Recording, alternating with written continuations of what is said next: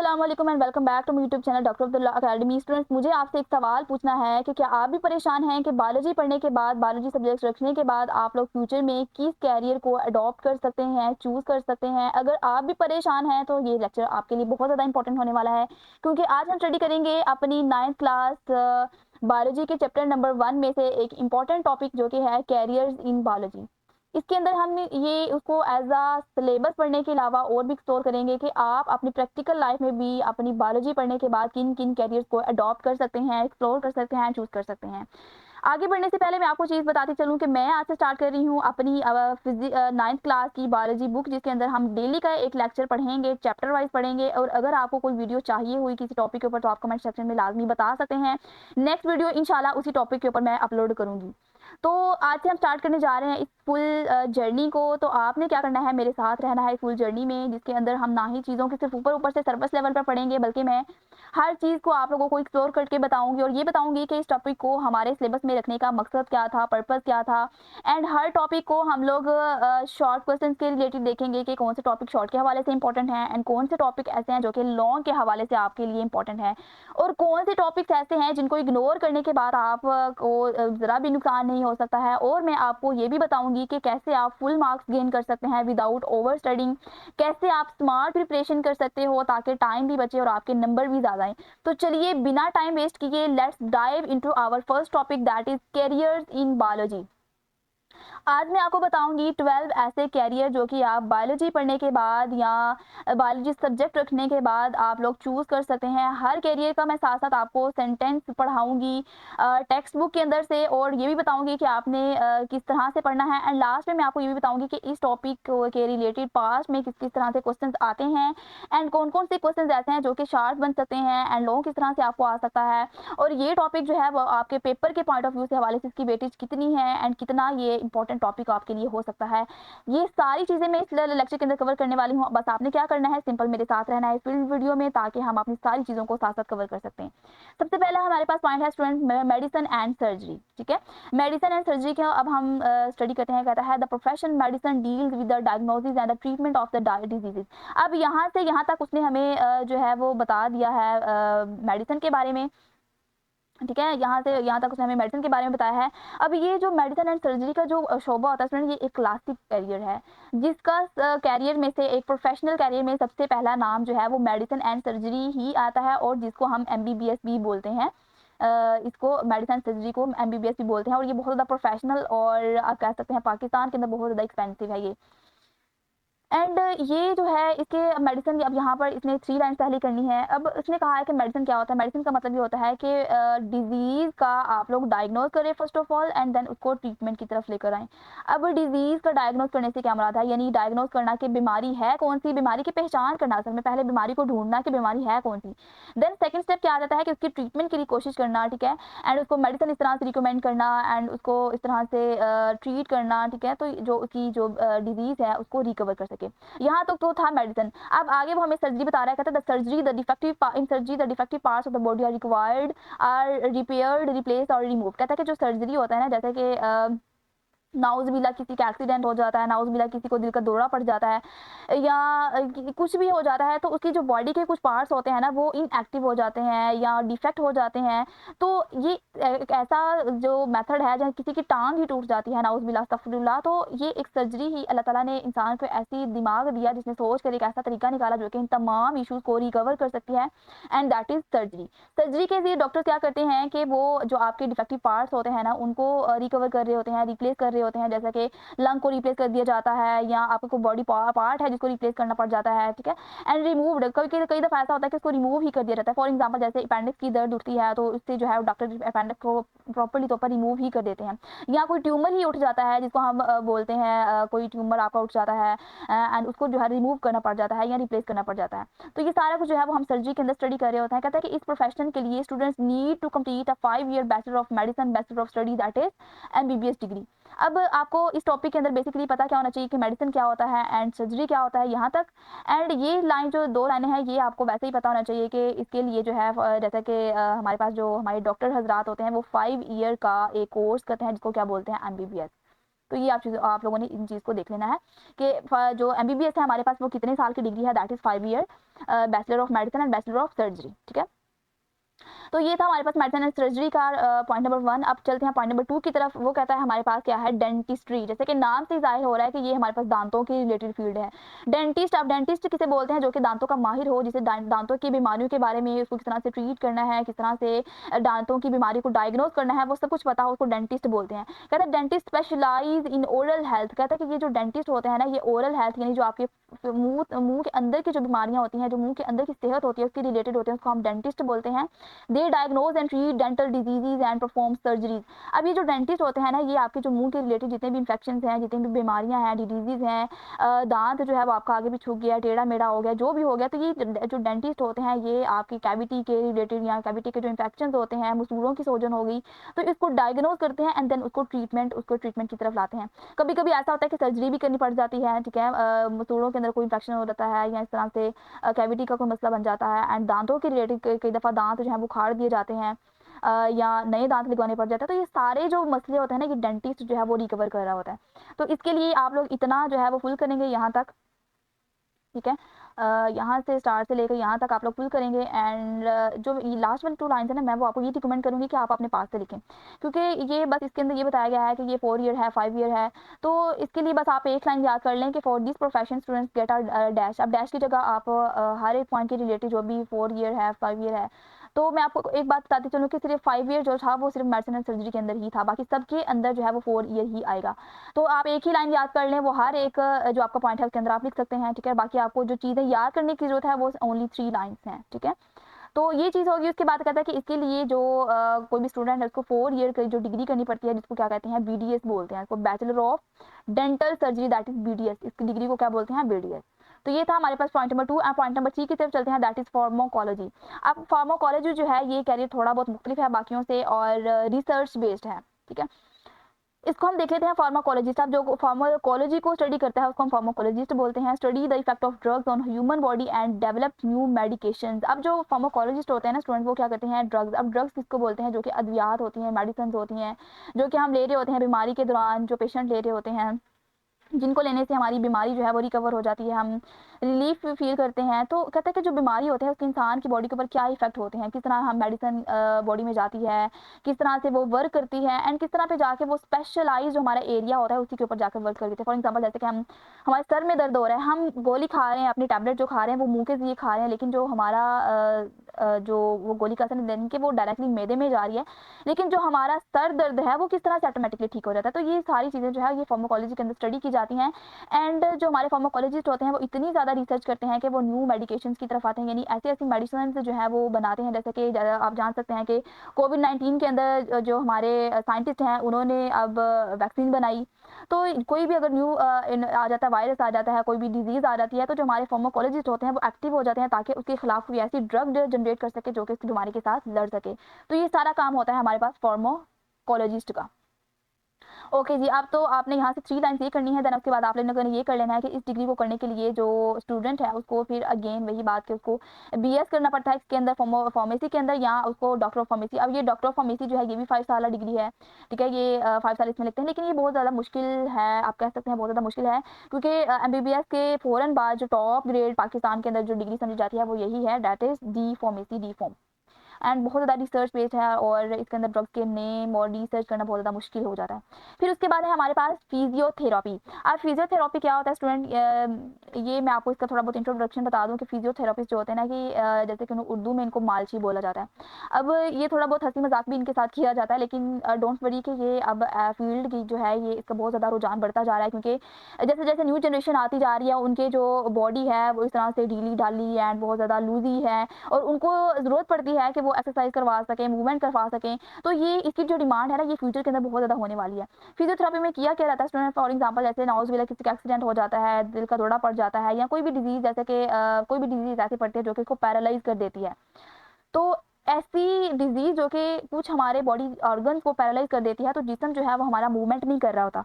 तो ये जो फिजियोथेरापिस्ट होते हैं ये ऐसे इंसान होते हैं जो कि हमारी बॉडी की जो ऑर्गन्स होते हैं ना उनको मूवमेंट में लाते हैं। इसको देख लेते हैं हम। कहता है it is the therapy that is used to restore movement and physical function of body that has been impaired by disease and injury. कहता है कि मूवमेंट को रिस्टोर किया जाता है एंड फिजिकल जो फंक्शन होते हैं उनको दोबारा से बनाया जाता है, जो कि इम्पेयर हो गए थे यानी ख़राब हो गए थे किसी डिजीज़ की वजह से या इंजरी, कोई एक्सीडेंट की वजह से, कोई इंजरी हुई या कोई डिजीज़ की वजह से आपके जो ऐसे ऑर्गन जो कि इनएक्टिव हो गए थे या बिल्कुल काम नहीं कर रहे थे, ये उनको दोबारा से एक्टिवेट बनाते हैं। Physiotherapist use physical exercise and physical modalities जैसे such as massage to improve patient physical movement. कहता है कि जो फिजियोथेरापिस्ट होते हैं वो किन किन तरीकों को यूज़ करते हैं, वो फिजिकल एक्सरसाइज को यूज़ करते हैं एंड इसके लिए कई ऐसी मशीन्स भी बनाई गई हैं जो कि पेशेंट को जो है वो रिलीफ फ्राहम करती हैं एंड उसके जो एक्सरसाइज उसके अंदर हेल्प करती हैं। एंड इसके बाद फिजिकल मोडेलिटीज जैसे कि मसाज वगैरह करते हैं एंड इससे क्या होता है कि जो फिजिकल आपकी मूवमेंट होती है वो बेहतर हो जाती है। तो इसके लिए कहता है कि 4 ईयर्स की जो बीएस डिग्री है फिजिकल थेरेपिस्ट के अंदर वो करनी पड़ती है किसी लिए फिजियोथेरेपी के अंदर। तो आई होप कि ये वाली भी डिग्री आपको अच्छी तरह समझ आ गई होगी। यानी जो लोग सब्र रखते हैं, दूसरों की हेल्प करना चाहते हैं, दूसरों की खुशी में खुश होते हैं, दूसरों की रिकवरी में खुश होते हैं, तो वो इस फील्ड में जो है वो अपनी क्वालिटी बेहतर कर सकते हैं या वो फील्ड जो है, ये वाली फील्ड जो है वो उनके लिए बेहतर हो सकती है। एंड उसके बाद है हमारे पास यहाँ पर point number 5 that is fisheries and wild life. जैसे कि नाम से जाहिर हो रहा है कि ये जो फील्ड है ये आपके जो जंगली जानवर हैं, ठीक है, उनके लिए बेहतर हो सकती है। एंड ये फिशरीज एंड वाइल्ड लाइफ यानी वाइल्ड लाइफ को बोलते हैं, जंगली जो जानदार होते हैं, जो एनिमल्स हमारे होते हैं। यानी अगर आपको फॉरेस्ट से, बर्ड्स से, एनिमल्स से या नेचर से बहुत ज़्यादा मोहब्बत है तो ये फील्ड आपके लिए बेस्ट फील्ड हो सकती है, क्योंकि इसके अंदर हमें नेचर से बहुत ज़्यादा करीब होने का मौका मिलता है। हमें डिफरेंट जो अल्लाह ताला की पैदा की गई क्रिएशन है उनसे इंट्रैक्शन करने का मौका मिलता है, जिससे हम देखते हैं कि डिफरेंट जो एनिमल्स हैं वो अपनी अपनी कैरेक्टरिस्टिक्स रखते हैं, अपना अपना बोलने का तरीका, अपना अपना खाने का तरीका, अपनी अपनी खुराक। तो ये जब इंसान सारी चीज़ों को एक्सप्लोर करता है ना, तो उसको नेचर को समझने का मौका मिलता है। तो ये चीज़ जो है वो थोड़ी बहुत नेचर के हमें करीब ले जाती है, that is fisheries and wild life. इसको हम देख लेते हैं। कहता है fisheries and wild life department also different offer job to the biologist after BS. After BS यानी इसके लिए भी हमें बीएस की डिग्री करनी पड़ती है। BS and master of studies MS degree in zoology. अब जोलॉजी के अंदर डिग्री करनी पड़ती है। जोलॉजी क्या है, ये जैसे कि नाम से जाहिर है जू। अब जू जो है वो एनिमल्स को बोल रहे होते हैं, तो इसके अंदर जो है वो हमें जोलॉजी के अंदर हाँ बीएस का जो प्रोग्राम है वो करना पड़ता है। एंड उसके बाद है हमारे पास यहाँ पर एग्रीकल्चर पॉइंट नंबर 6। तो जैसे कि आप सब जानते हैं कि पाकिस्तान की जो इकोनॉमी है उसका सबसे बड़ा जो इन्हसार है वो इकोनॉमी पे एग्रीकल्चर पर ही होता है, ठीक है। तो एग्रीकल्चर जो है वो बेस्ट हमारे पास सोर्स है पाकिस्तान की इकोनॉमी का। तो कहते हैं agriculture scientist improve farming practices, crop production and sustainable agriculture techniques. कहता है कि जो एग्रीकल्चरल जो हमारे साइंटिस्ट होते हैं ना वो बता रहे होते हैं कि किस तरह से काश्तकारी करनी है, काश्तकारी के तरीकों को किस तरह से बेहतर बनाना है, किस तरह से क्रॉप प्रोडक्शन करनी है एंड किस तरह से जो हमारी फसलें हैं उनको बेहतर तरीके से उगाना है, देन उनको किस तरह से काटना है एंड अगर उनको बढ़ाना है तो किस तरह। तो ये सारी चीज़ें जो है वो एग्रीकल्चरल साइंटिस्ट हमें बता रहे होते हैं, ठीक है। किस तरह से हमें कम जगह में ज़्यादा हम प्रोडक्शन हासिल कर सकते हैं, कम पानी में ज़्यादा प्रोडक्शन हासिल कर सकते हैं। तो ये सारी चीज़ें जो है ये एग्रीकल्चरल साइंटिस्ट हमें बता रहे होते हैं और इसके लिए भी आपको 4 ईयर बीएस डिग्री करनी पड़ती है एग्रीकल्चर के अंदर, ठीक है। उसके बाद है हमारे पास यहाँ पर point number 7 that is animal husbandry. जैसे कि नाम से जाहिर है कि ये एनिमल्स के रिलेटेड है, जानवरों के रिलेटेड है। अगर आपकी इंटरेस्ट है आपका जानवरों के अंदर, जैसे कि गाय है, भैंस है, बकरी है, मुर्गी वगैरह है, तो ये इस फील्ड में इन जानवरों के नाम आ जाते हैं। और इस फील्ड में जो है ये एनिमल्स की देखभाल करना, उनकी किस तरह से वो अपनी नस्ल आगे बढ़ाते हैं, किस तरह से उनकी रहायश का इंतजाम करना, किस तरह से उनकी बीमारियों को देखना एंड ये सारी चीज़ें जो है ये इसके अंदर आ जाती हैं। जैसे कि हम इंसान होते हुए हमें भी बीमारियाँ आती हैं, हमें जो है वो कोई ना कोई मुसीबत, कोई ना कोई मसला दरपेश हो रहा है, तो इंसानों कि जैसे जानवरों को क्यों नहीं पेश हो सकती, तो इंसानों को भी डॉक्टर होना चाहिए। तो ये ऐसा ही समझ लीजिए जैसे कि इंसान जो जानवरों का ये डॉक्टर है, एनिमल हस्बेंड्री। इसमें क्या किया जाता है, this field involves breeding and caring for life stock to improve their quality and productivity. इसके अंदर जो जानवर होते हैं ना उनकी जो ब्रीडिंग है उनका ख्याल रखा जाता है। ब्रीडिंग क्या होता है, ब्रीडिंग होता है नस्लकशी। जैसे कि भैंस है तो उसके बच्चे होते हैं, गाय है तो उसके बच्चे होते हैं, बकरी है तो उसके बच्चे हैं। यानी उनकी जो आगे नस्लकशी का जो जितना भी प्रोसेस है उसको देखना एंड केयरिंग, उनकी अच्छी तरह ख्याल रखना, उनकी खुराक का, उनके इलाज का, उनकी रहाइश का। तो ये सारी चीज़ें जो है जो कि उनकी क्वालिटी को बेहतर बना सकें एंड उनकी प्रोडक्टिविटी को बेहतर बना सके, वो किसके अंदर होता है, एनिमल हस्बेंड्री। तो इसके लिए भी स्टूडेंट्स को जो है 4 ईयर बीएस प्रोग्राम करना पड़ता है किसके अंदर, एनिमल हस्बेंड्री के अंदर, ठीक है। तो ये था हमारे पास एनिमल हस्बेंड्री। अब उसके बाद है हमारे पास यहाँ पर हॉर्टिकल्चर पॉइंट नंबर 8 हॉर्टिकल्चर आ जाता है। पॉइंट नंबर 8 में अब हम इसको देखते हैं हॉर्टिकल्चर को। Horticultural cultivate fruits, vegetables, flowers and ornamental plants. अब ये स्टूडेंट ये वाली जो फील्ड है ये बहुत ज़्यादा खूबसूरत तरीन है, एंड खुद मैं अपनी बात करूँ तो ये मेरी बेस्ट फील्ड है, लेकिन क्यों नहीं जा सकी वट एवर जो भी। लेकिन हॉर्टिकल्चरिस्ट जो होते हैं ना वो जैसे कि फल हैं, सब्जियां हैं, फूल हैं, एंड जो ऑर्नामेंटल प्लांट्स होते हैं यानी जो सजावट के लिए पौधे रखे जाते हैं ना वो उगाते हैं, उनकी देखभाल करते हैं, उनको ये कहते हैं कि किस तरह से उनको ग्रो किया जाना चाहिए, किस तरह से उनको कट कर किया जाना चाहिए। तो ये सारी चीज़ें जो है हॉर्टिकल्चरिस्ट देख रहे होते हैं। तो ये थोड़ी बहुत नेचर के भी रिलेटेड आ जाती है, नेचर के करीब फील्ड है ये, और इसके लिए जो है 4th ईयर आपको प्रोग्राम करना पड़ता है, जिसके अंदर BS की डिग्री करनी पड़ती है हॉर्टिकल्चर के अंदर। ठीक है, अगर आपको भी प्लांट्स एंड फ्लावर्स से बहुत ज़्यादा लगाव है मेरी तरह, तो आप भी ये फील्ड को चूज़ कर सकते हैं, और ये फील्ड जो है वो आपको नेचर के करीब लेकर जा सकती है। फिर उसके बाद है हमारे पास यहाँ पर फॉरेस्ट्री, जैसे कि नाम से ज़ाहिर है ये फॉरेस्ट के रिलेटेड फील्ड है। ठीक है, फॉरेस्ट को किस तरह से उगाना चाहिए, किस तरह से देखभाल करनी चाहिए, पानी का एंड धूप छाँव हर तरह का ख्याल रखना चाहिए, तो सारी जो है वो फॉरेस्ट्री जो फॉरेस्टर्स होते हैं वो मैनेज करते हैं। कहता है Forester's manage and conserve forest and wild life. कहता है कि जो फॉरेस्ट होते हैं उनको कंजर्व होता है, महफूज रखना, उनको हर तरह का ख्याल रखना उनको, एंड वाइल्ड लाइफ और जो जंगली जानवर होते हैं उनका ख्याल रखना। ठीक है, और फॉरेस्ट में अब जैसे कि जंगलात अब धीरे धीरे ख़त्म हो रहे हैं, जो ह्यूमन है उसने अपनी फ़ायदे के लिए दरख्तों को काटना, तोड़ना फोड़ना शुरू कर दिया, जिसकी वजह से हमारा जो इन्वायरमेंट है, हमारी जो एटमॉस्फेयर है वो बहुत ज़्यादा इफेक्ट हो रही है। तो इसलिए ये जो फॉरेस्टर्स होते हैं ये आजकल के ज़माने में बहुत ज़्यादा इंपॉर्टेंट रोल प्ले कर सकते हैं। ठीक है, ग्रीनरी को उगा सकते हैं, जगह जगह पे प्लांट्स को ग्रो कर सकते हैं ताकि हमारा एटमॉस्फेयर जो है वो बेटर हो सके। तो इस ये क्या करते हैं कि ये जानवरों जैसे सॉरी दरख्तों को उगाते हैं, उनकी कटाई करते हैं, उनकी हिफाजत करते हैं बीमारियों के ज़रिए। जैसे कि इंसान और जानवरों को बीमारियाँ आ सकती हैं, इस तरह जो हमारे पौधे होते हैं उनको भी तरह तरह की बीमारियाँ आ सकती हैं। तो जो फॉरेस्टर्स होते हैं ना ये उन बीमारियों को क्या ख्याल रखते हैं और उनकी देखभाल करते हैं पौधों की। तो इसके लिए भी जो है वो आपको 4 ईयर BS डिग्री चाहिए होती है, किसके अंदर, फॉरेस्ट्री के अंदर। ठीक है, तो ये भी एक हमारे पास है कि हम लोग अगर पौधों से या ये इस तरह के एरियाज से मोहब्बत रखते हैं, ये फॉरेस्ट एरिया में जो फॉरेस्टर्स होते हैं ना वो अक्सर पहाड़ों और जंगलों वगैरह में काम कर रहे होते हैं, क्योंकि वहाँ पे ज़्यादातर फॉरेस्ट जंगलों या इस तरह के एरियाज में होते हैं। उसके बाद है हमारे पास point number 10 that is farming. तो जैसे कि नाम से ज़ाहिर है कि ये फार्म्स के रिलेटेड है। ठीक है, अब फार्म्स डिफरेंट फार्म्स हो सकते हैं, जानवरों का फार्म हो सकता है, पौधों का फार्म हो सकता है, एंड मुर्गियों का, फ्रूट का, तो ये डिफरेंट फार्म्स हो सकते हैं। ठीक है, तो पौधों के फार्म फलों के फार्म में क्या किया जाता है कि फलों को उगाया जाता है, एंड एनिमल्स का जो फार्म होता है उसके अंदर क्या किया जाता है, एनिमल जो जानवर होते हैं उनकी देखभाल की जाती है, उनकी प्रोडक्शन को देखा जाता है, एंड उनसे रिलेटेड जो हमें फ़ायदे हासिल हो रहे हैं वो किए जाते हैं।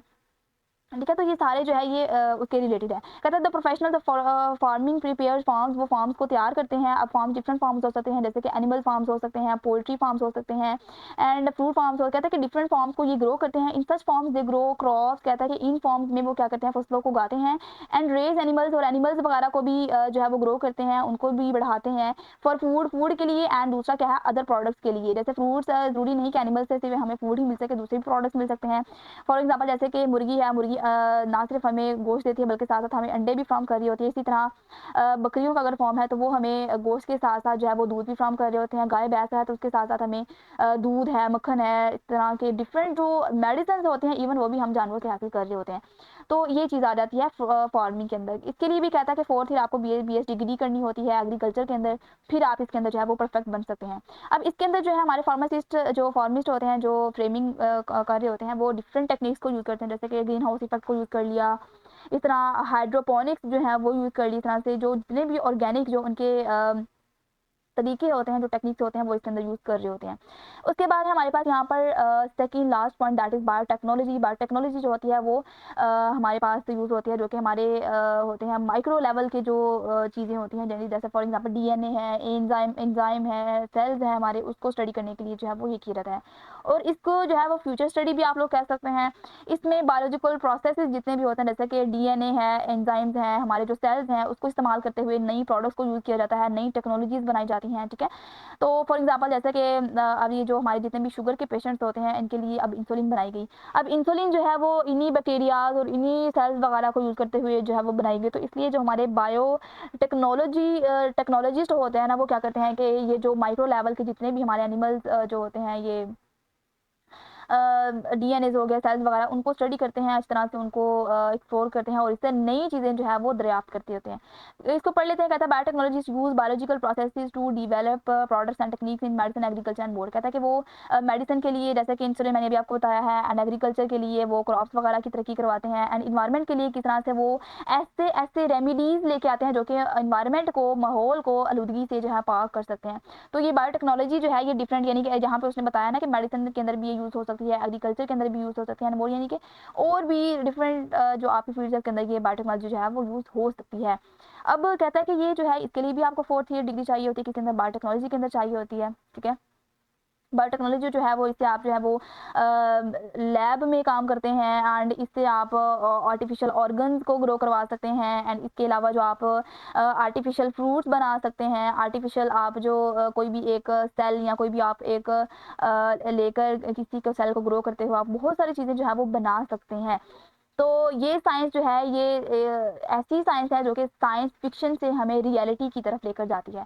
बहुत ज़्यादा अमेजिंग फील्ड है ये बायोटेक्नोलॉजी, और इसने साइंस की फील्ड में बहुत ज़्यादा तरक्की की है।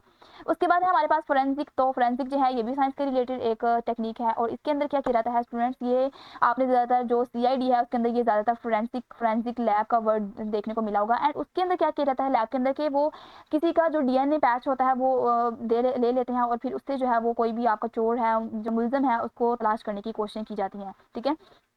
तो ये बहुत ज़्यादा फोरेंसिक एक फील्ड है जो कि सीन इन्वेस्टिगेशन के लिए यूज़ की जाती है। जैसे कि कोई जो फोरेंसिक हमारे साइंटिस्ट होते हैं वो किसी भी जुर्म, जैसे कि चोरी है, कत्ल है या खून खराबा जो भी है, तो उसके रिलेटेड जो भी आपके होते हैं ना इन्वेस्टिगेशन, यानी अगर ये किसने किया है तो फिर उसको ढूंढने के लिए जो है आपका कोई अगर खून मिल गया है, ब्लड का कोई क्लॉट मिल गया है, कोई आपका किसी का बाल मिल गया है, कुछ उसका कोई सेल ही मिल गया, फिंगरप्रिंट ही मिल गया, तो उसको यूज़ करते हुए आप उसके डीएनए का पता लगा सकते हो और एनालाइज कर सकते हो कि ये काम किसने किया है।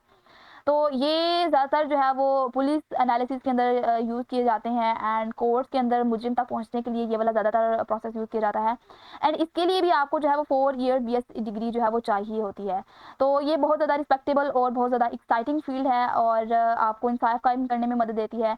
तो आपने शायद क्राइम सीन इन्वेस्टिगेशन जैसे कि सीएसआई या सीआईडी वाले ड्रामे तो देखे होंगे, तो ये बिल्कुल वैसा ही है जैसे सीआईडी वगैरह में होता है, लेकिन रियल लाइफ में भी ये ऐसा पॉसिबल हो सकता है।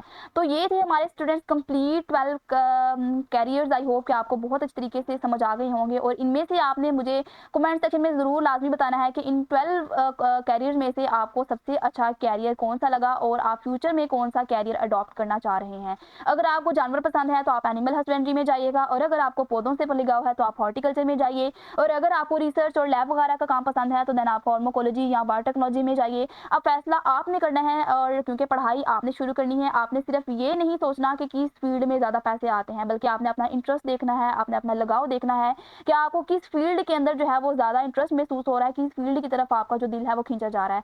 अब स्टूडेंट्स मैं आपको बताती हूँ इस फुल वीडियो में से या फुल टॉपिक में से कि वो कौन कौन से इंपॉर्टेंट टॉपिक्स हैं या कौन कौन सी इंपॉर्टेंट हेडिंग्स हैं जो कि हर साल पेपर में आ रही हैं। और अगर शॉर्ट क्वेश्चन की बात करें तो इसमें से, इस फुल टॉपिक में से हर साल कोई ना कोई जो पॉइंट है वो एज अ शॉर्ट क्वेश्चन लाजमी आया हुआ है, एंड लॉन्ग क्वेश्चन भी 5 नंबर का इसके अंदर से पूछा गया है। कभी कभी इसमें से एमसीक्यूज भी आ जाता है 1 नंबर का।